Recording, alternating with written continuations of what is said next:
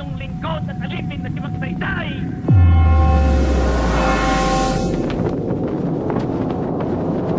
June 15, 1991. Nakatatak na sa kasaysayan ang araw na yan kung kailan sumamo ang bulkang Pinatubo.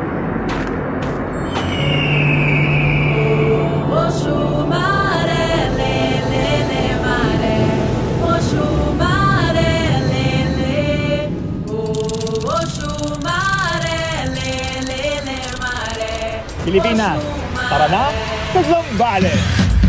Samahan ninyo ako sa isang paglalakbay sa isang probinsyang parang obra maestra, ang Zambales.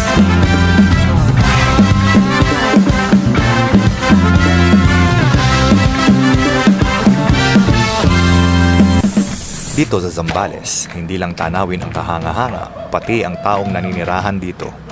Ang mga aita at sambal ay parang mga ugat ng isang matibay na puno, malalim, matatag at puno ng kwento.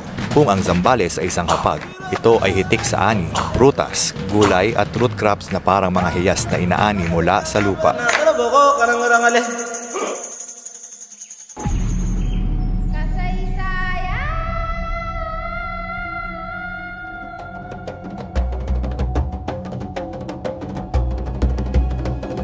Kung ang Zambales ay isang tula, ang mga bundok nito ang mga taludtod na matayog at matatag.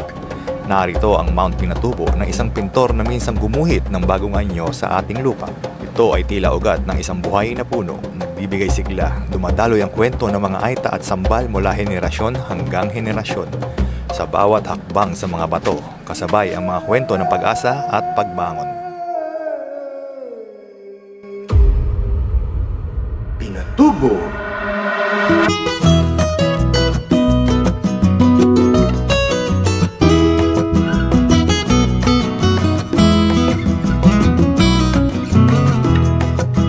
Sa pag-abot ng hangganan ng lupa, sumasalubong ang dagat, tila salamin ng langit na naglalaman ng mga lihim ng Zambales. Ang mga alon dito ay tila mga kamay na yumayakap sa bawat bisita, nag-aanyaya ng saya at pakikipagsapalaran.